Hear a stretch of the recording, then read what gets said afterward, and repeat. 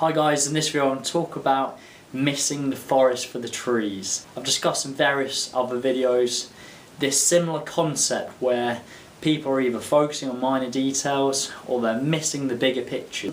They essentially need to change their mindset of how they're judging things. So I'm going to give a few examples of, in my opinion, people missing the forest for the trees. So a great example of this is judging foods in isolation without looking at the whole day's intake or the whole week's intake. You cannot judge a food in isolation. You need to see that food within the whole diet of the whole day, the rest of the week. You also need to know that individuals' goals, their training frequency, and the training type. So by judging something as good or bad, just completely ignores context, because you could have an individual who's consuming chicken and brown rice all day, who's in 1,000 calorie surplus. That individual is going to gain body fat, 1,000 calorie surplus. Conversely, you could have someone having the majority of their food intake, quote unquote, non-processed food, with a little bit of processed food in moderation, yet this individual is in a net energy deficit. They're burning more calories than they're consuming. This person is going to lose tissue weight.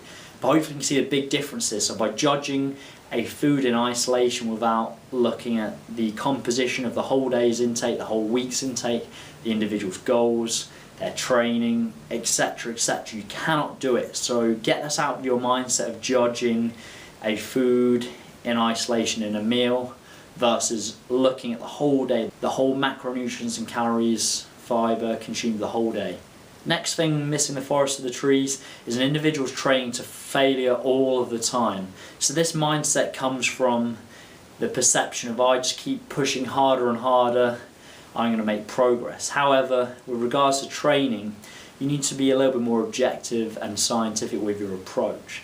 So as discussed in some of my previous videos, we know that training volume is one of the primary factors of hypertrophy. So if an individual is going to failure on every single set, all their compound lifts, it's essentially going to negate the total volume they could potentially get. Conversely, if they were to not go to failure until perhaps the last set on their compound lifts, then total volume is going to be higher, and therefore this is going to help drive hypertrophy.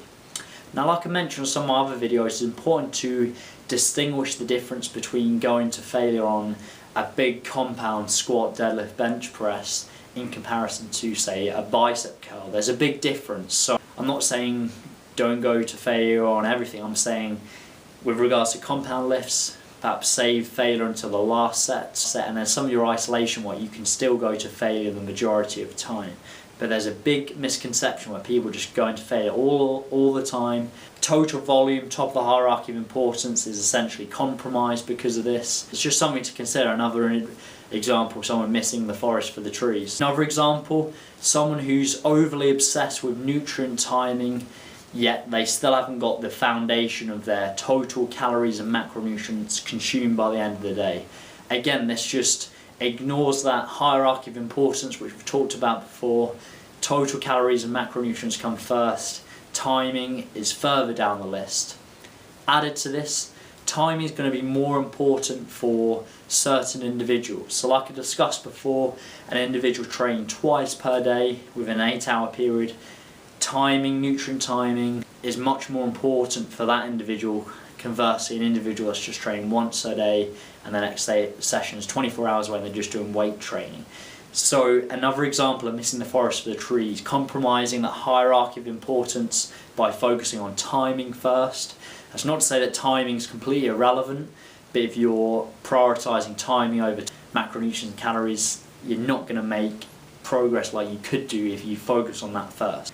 So I've just given 3 examples here, and I'm sure you can think of lots more where people are essentially focusing either on the minor details or completely missing the picture, or compromising that hierarchy of importance with regards to nutrition and training. So I hope you found this useful. If you go through the rest of my videos, you'll see me go into depth on the 3 topics I've listed here. Have a good day. Like the video if you enjoyed it. Subscribe to the channel if you haven't already.